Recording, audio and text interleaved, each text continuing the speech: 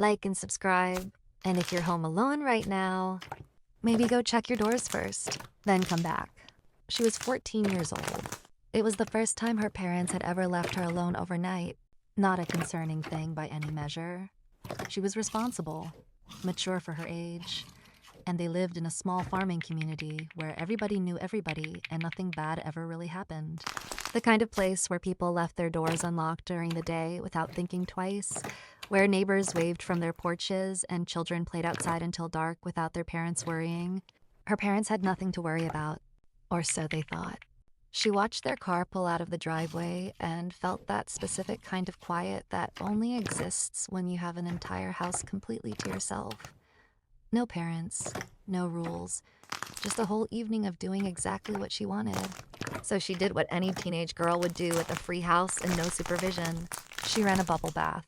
She grabbed her nail polish, put on her favorite music, sank into the warm water, and let herself completely relax. For a little while, everything was perfect. She heard it between songs. The back door, that specific sound of a door being pushed open, the soft resistance of the frame, and then the quiet giving way as it swings inward. She went completely still in the bathtub. Her brain immediately started negotiating with her. It was nothing. The wind, maybe. An old house making old house sounds. She had locked every single door exactly like her mom had told her to. She had checked them herself. She was being paranoid. She stayed still and listened. Silence. See? Nothing. Just her imagination running wild in an empty house at night. She started to relax again, and then she heard it, the squeaky spot on the kitchen floor. Every old house has one. That specific floorboard that makes a sound no matter how carefully you step on it. Her family had lived in that house long enough that they all knew exactly where it was. Knew to avoid it without thinking. Whoever was walking across her kitchen floor hit it directly.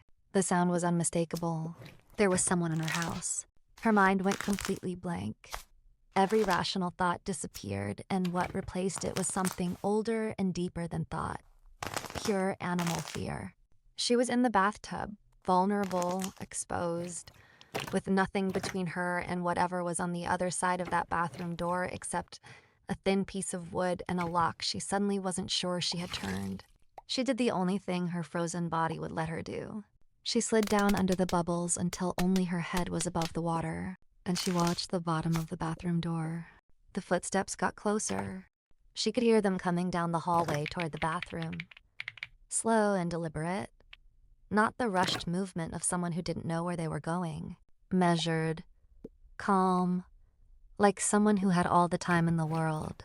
The footsteps stopped outside the bathroom door, and through the narrow crack between the door and the floor, she saw them. 2 shoes, just standing there. She could hear breathing, low and steady on the other side of that door. A person standing completely still in her hallway, listening to whatever sounds were coming from inside that bathroom.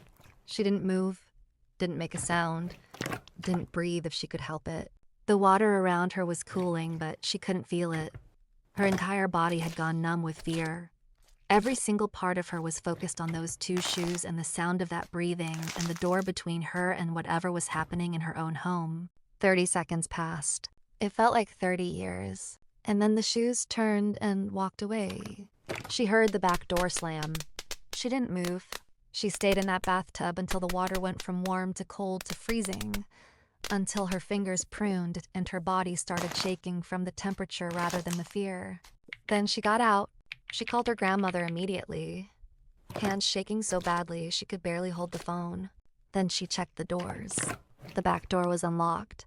She stood there staring at it, trying to make sense of what she was seeing. She had locked it herself. She was certain of it. Her mom had told her to check every door, and she had checked every single one. But there was no damage, no broken lock, no scratched frame, no sign that anyone had forced their way in. The door was simply unlocked, like someone had a key, or like she had made a mistake she couldn't explain, or like something else entirely had happened that she still doesn't have an answer for. A few days later, the answer revealed itself in the worst possible way. Word spread through the farming community the way news always spreads in small towns. Quietly at first, then everywhere at once. A man had been breaking into farmhouses in the area. Not robbing them necessarily, just getting inside, moving through the rooms, standing in the spaces where families lived. Nobody knew exactly how long he had been doing it. Nobody knew how many houses he had been in before someone noticed. And when she heard the news, she thought about the back door that had been locked and then wasn't, the kitchen floor, the shoes under the bathroom door, the sound of breathing on the other side of the wall while she lay frozen in the bathtub. She thought about the fact that she had heard the back door slam when he left, which meant at some point he had made the decision to leave.